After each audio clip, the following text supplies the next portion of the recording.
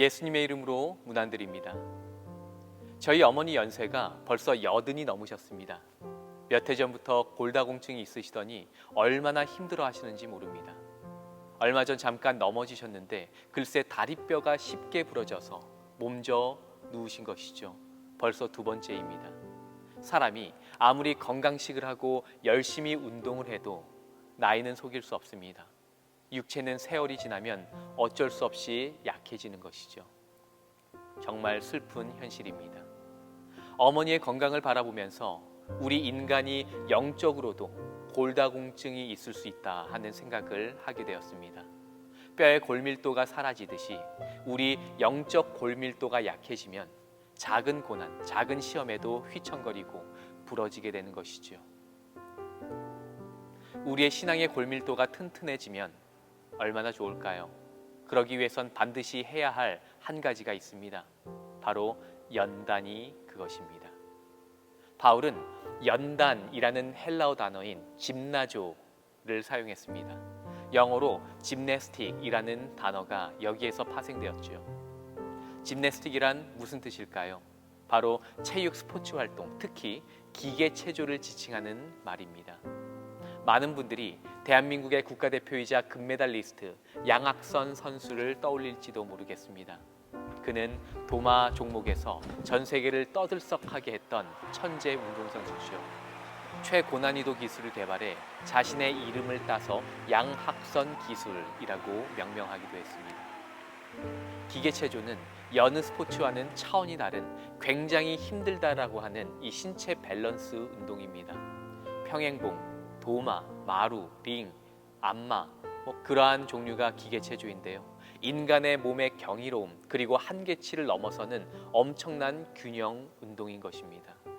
이런 종목에서 겨우 한 동작을 익히기 위해서 수개월 동안 얼마나 많은 실수와 훈련을 반복하면서 완성하는지 모릅니다. 말 그대로 피땀의 훈련을 통해서 한 발씩 한 발씩 하루하루 천천히 늘려가는 종목인 것이죠. 양학선 선수가 인터뷰에서 한 말이 인상적이었습니다. 체조란 운동이 참 정직한 운동이에요. 연습을 한 만큼 결과로 나타나기 때문이죠. 조금만 게을리해도 감각이라든지 회전이 예전 같지 않거든요. 그래서 항상 성실하게 노력하고 있어요. 마치 영적인 성숙함을 위한 연습과 훈련이 어떤 것인지 말해주는 것 같습니다. 바울이 사용한 연단이라는 이 단어는요, 바로 이런 고강도 훈련을 상기시키면서 동시에 우리의 신앙의 연단도 이런 하루하루의 인내와 믿음과 훈련이 필요하다는 것을 강조해 주는 것 같습니다.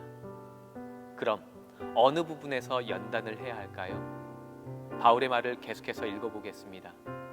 디모데전서 4장 12절로 13절입니다.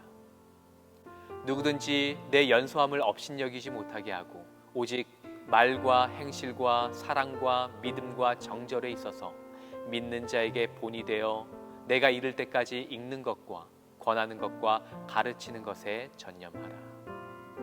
신앙은 혼자 하는 것이 아닙니다. 혼자 할 수도 없는 것이죠. 믿음의 열매는 항상 사람들과의 관계 속에서 맺힌다는 것을 잊어서는 안 됩니다. 그래서 말과 행실과 사랑을 강조하고 있는 것이죠.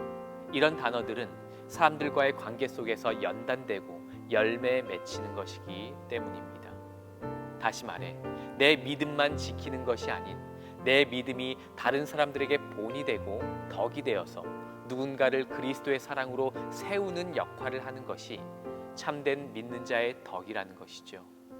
일상에서 믿음으로 인내와 연단으로 빚어내는 삶이 바로 그런 것입니다. 제가 자주 강조하는 것이 있지만 삶을 통과하지 않은 믿음은 허망한 것입니다.